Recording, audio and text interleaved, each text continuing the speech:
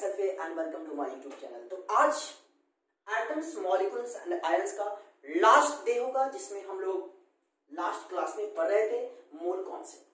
तो आज का जो टॉपिक हमारा है मोल कॉन्सेप्ट में कुछ रेस्ट क्वेश्चंस जो मैं आपको बताऊंगा, और साथ ही आपको जब मैं कुछ क्वेश्चन दूंगा उसका आंसर आप कमेंट बॉक्स में कमेंट करेंगे। तो आइए अपने वीडियो को स्टार्ट करते हैं। तो जैसा कि याद करिए, बचपन में हम लोगों ने कहीं पढ़ा था, 1 मोल जो हम लोगों ने पढ़ा था, हमेशा याद रखिएगा 1 मोल इक्वल 6.023 इंटू 10 का पावर 23। शायद आपको याद होगा, उम्मीद है दिख भी रहा होगा। ये 1 mole equal 6.023 into 10 to the power 23 atoms, particles, whatever you want to say. Atom भी कह सकते हैं, मॉलिक्यूल भी कह सकते हैं, आयंस भी कह सकते हैं। तो ये दरअसल कभी कभी आप ये भी देखते होइएगा, कहीं कहीं लिखा रहता है 6.022 इंटू 10 का पावर 23।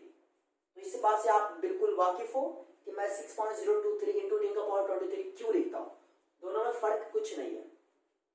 मैं यहाँ 23 से लिखता हूं ताकि आपको यहाँ भी 23 है, ताकि आपको ध्यान में रहे कि पावर भी 23 ही होता है। 6.022 है, यहाँ 23 है, तो 6.022 और 6.023 कोई डिफरेंसेस नहीं है। तो याद रखिएगा 1 मोल इक्वल होता है, ये दरअसल होता है at NTP, normal temperature pressure. लेकिन यही 1 मोल जो होता है, आपको मैं बता दूंगा, एक होता है 22.4, ये 22.4 लीटर होता है 1 मोल इक्वल। किसी गैस के लिए अगर आपको पता करना होगा एट, और इसको आप ये भी लिख सकते हो 22,400 ml, ये होता है, आपको बता दूं, at STP, standard temperature pressure. किसी भी गैस के लिए अगर मोल की बात में बात करूं, 1 मोल तो इतना लीटर या इतना ml एट एसटीपी। हम लोग जो पढ़ते हैं ये 6.023 इंटू 10 का पावर 23 या 6.022 इंटू 10 का पावर 23 एट एनटीपी। और जैसा कि आप जानते हो, इसको हम लोग एवोगैड्रो नंबर भी कहते हैं, बचपन से पढ़ते आ रहा है। और 1 मोल इतना लीटर और इतना ml होता है एट एसटीपी। किसी भी वॉल्यूम की बात हो, गैस के वॉल्यूम की बात करना हो मोल वगैरह में, कि इतना mole of O2 gas at STP, N2 gas at STP, तो वहां पे 1 मोल का जो वैल्यू लेते हैं 22.4 लीटर या 22,400 ml। क्लियर है बात है? इसीलिए हम लोगों ने पढ़ा था बचपन में, कभी क्या, नंबर ऑफ मोल फाइंड अगर करना है मेरे को, तो नंबर ऑफ मोल क्या होता है, गिवन मास बाय मॉलिक्यूलर मास। जैसा कि आपको याद होगा, हम लोगों ने बचपन में कहीं पढ़ा था, बाय मॉलिक्यूलर मास। या हम लोग ये भी कहते हैं क्या, गिवन एटम या मॉलिक्यूल, गिवन एटम्स या मॉलिक्यूल्स बाय एवोगैड्रो नंबर। हमेशा इस बात को याद रखिएगा जब भी, क्योंकि आपको मालूम यह होना चाहिए कि नंबर ऑफ मोल कैसे फाइंड करते हैं। अगर नंबर ऑफ मोल मालूम करना हो गया, आता है, तो फिर मोल कॉन्सेप्ट का कोई भी क्वेश्चन हो आप इजीली बना सकते हो। तो चलिए अब आगे हम लोग कुछ क्वेश्चंस देख लेते हैं, इसका क्या मतलब। एक बात जरा गौर फरमाइएगा, अगर मैं आपको बोलूं 2n2 और 1n, इस दोनों में डिफरेंसेस क्या है, 2n2 और 1n में डिफरेंसेस क्या है, तो मैं आपको बताना चाहूंगा ये 2n2 और 1n, तो n2 यहाँ पे मॉलिक्यूल्स की बात हो रही है और n यहाँ पे एटम की बात हो रही है। क्लियर? इसको अगर कोई भी एटम्स या मॉलिक्यूल से अगर पहले कोई डिजिट है तो आप समझ लेना कि वो मोल को रिप्रेजेंट कर रहा है। यानी यहाँ पे 2 moles of nitrogen molecule and ये है 1 मोल ऑफ नाइट्रोजन एटम। बात समझ में आ रही है? याद रखिएगा 2 मोल्स ऑफ नाइट्रोजन मॉलिक्यूल और ये 1 मोल ऑफ नाइट्रोजन एटम। और कुछ एग्जांपल देख रहा हूं, 2H2O, ये क्या मतलब, ये मतलब है 2 moles of water molecules, 2 moles of water molecules. अब मैं बताना चाहूंगा कि 2 मोल्स ऑफ वाटर मॉलिक्यूल्स में अगर आपसे पूछा जाए कि 2 मोल्स ऑफ वाटर मॉलिक्यूल्स में हाइड्रोजन कितना मोल है एंड ऑक्सीजन कितना मोल है, कैसे आप मालूम करोगे? तो कहने का यही मतलब हो ना कि ये 2 यहां पर, इसका ये मतलब होता है कि इस 2 से इस हाइड्रोजन और ऑक्सीजन दोनों को मल्टीप्लाई करना है। मतलब यह कि इन 2 मोल्स ऑफ वाटर मॉलिक्यूल्स, कहने का सेंस समझेंगे, इन 2 moles of water molecules 2 moles of water molecules, कितना मोल ऑफ हाइड्रोजन होगा? यहां पे 2 to 4, 4 moles of hydrogen, 4 moles of hydrogen and कितना मोल्स ऑफ ऑक्सीजन होगा? सोचिए तो 2 moles of and 2 moles of oxygen. बातें समझ में आई कि नहीं? 2H2O का मतलब हुआ क्या कि 2 to 4 moles of hydrogen and 2 moles of oxygen. एक इसी पे क्वेश्चन है छोटा सा, आप जरा गौर फरमाइएगा। क्वेश्चन बहुत छोटा है। अगर आपसे पूछा जाए क्या कि 90 ग्राम H2O है, ओके, 90 ग्राम H2O में आपको पता लगाना है क्या कि कितना number of moles hydrogen and कितना नंबर ऑफ मोल्स ऑक्सीजन। तो सबसे पहली बात तो मैं आपको बताना चाहूंगा कि H2O का आप पूरा का पूरा नंबर ऑफ मोल फाइंड कर लो। तो नंबर ऑफ मोल कैसे फाइंड करते हैं? गिवन मास बाय मॉलिक्यूलर मास। तो आप यहां पर देख सकते हो 90 ग्राम क्या है? Given mass. और H2O का आप मॉलिक्यूलर मास बचपन में पढ़े थे, क्या होता है? 2 into 1 अब प्लस O है तो कितना? 18 ग्राम। तो आप इसका नंबर ऑफ मोल अगर फाइंड करते हो, नंबर ऑफ मोल, तो क्या होगा? गिवन मास 90 बाय मॉलिक्यूलर मास 18, कितना हुआ? 5 मोल। यानी कि 90 ग्राम ऑफ H2O कहने का मतलब क्या हुआ कि 5 moles of H2O।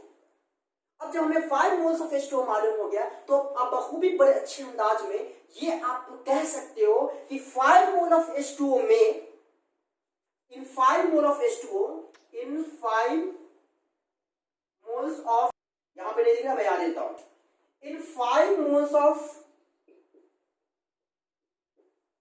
H2O, in 5 moles of H2O कितना होगा? कितना number of mole of hydrogen? 5 to 10, 10 moles of hydrogen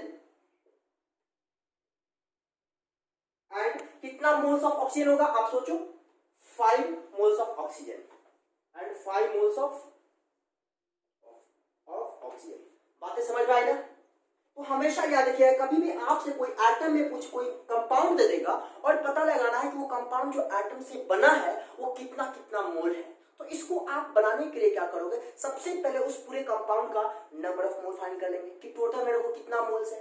अब उस पूरे मोल्स में आप उतना से हर 1 by 1 एलिमेंट को या 1 by 1 एटम को मल्टीप्लाई करोगे तो पता यह चलेगा कि मेरे को मालूम हो जाएगा कि कितना कितना number of moles of atoms या मॉलिक्यूल से मिलकर बना है। दैट इज क्लियर ना? चलिए, इसमें एक छोटा सा क्वेश्चन मैं आपको बताना चाहूंगा। आप बचपन से जानते आ रहे हो कि कोई एलिमेंट है, ओके, कोई एलिमेंट है और उसमें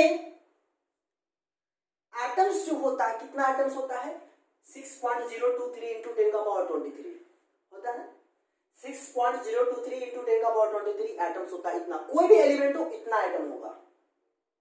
तो इस पूरे एटम में अगर मैं आपसे पूछा जाए, मैं आपसे पूछूं कि अगर मान लो कि कोई एलिमेंट है उसमें इतना एटम है, किसी एक एटम का अगर मास मालूम है तो आपसे पूछ रहा है कि वो एलिमेंट कौन सा है, कैसे मालूम कर सकते हो? मैं क्या कह रहा हूं, क्वेश्चन आपका क्या है?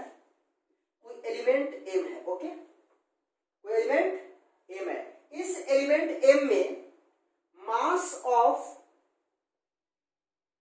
1 एटम अगर आपको दे रहा है, मान लो 3.15 इंटू 10 का पावर -23 ग्राम, ठीक, 3.15 इंटू 10 का पावर -23 ग्राम है एलिमेंट M में मास ऑफ 1 एटम। तो आपको पता लगाना है कि find that element, find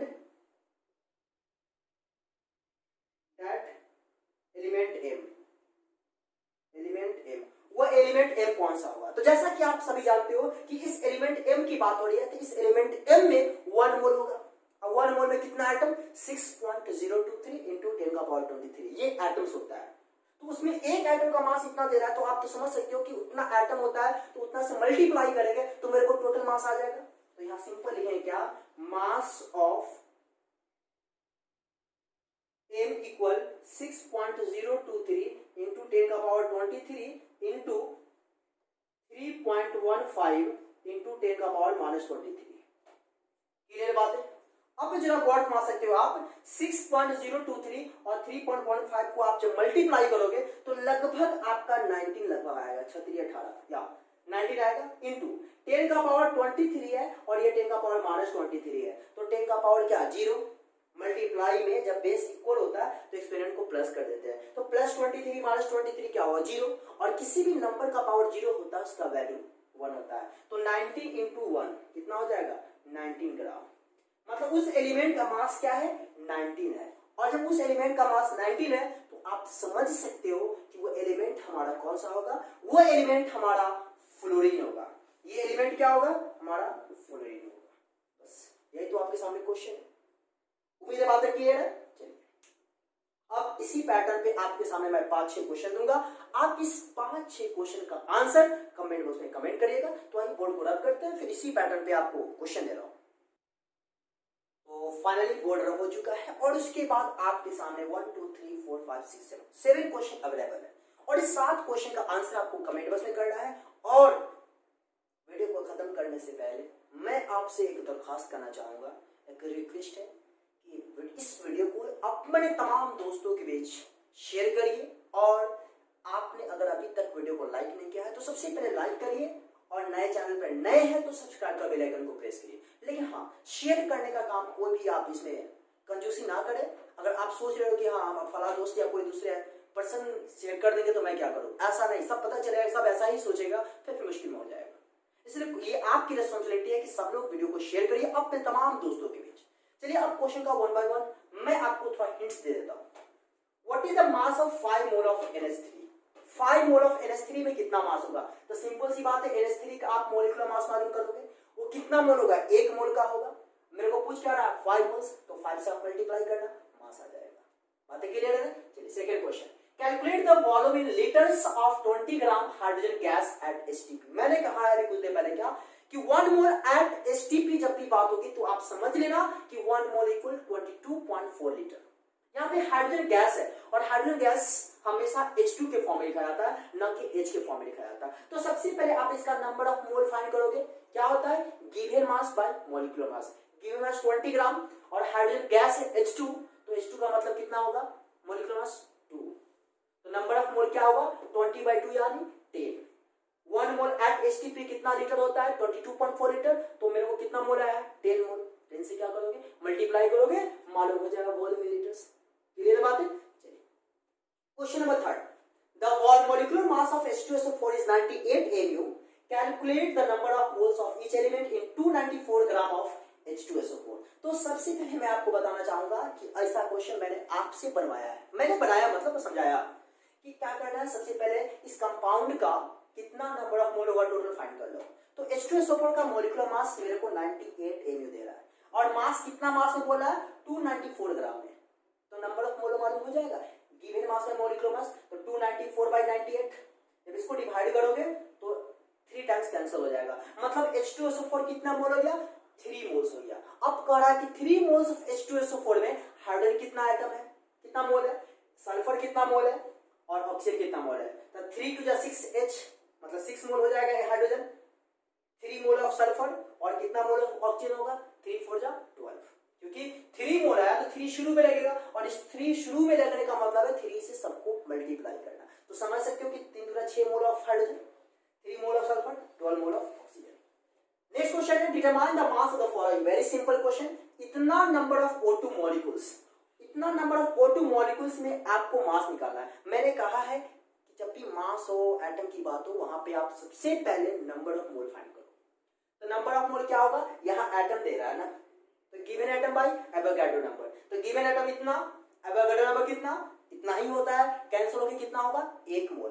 1 mole O2 molecule का मास पूछ रहा है, तो 1 मोल ऑफ O2 कितना होगा सोचिए, 16 × 32, यानी 1 मोल ऑफ O2 कितना होगा 32 ग्राम हो गया।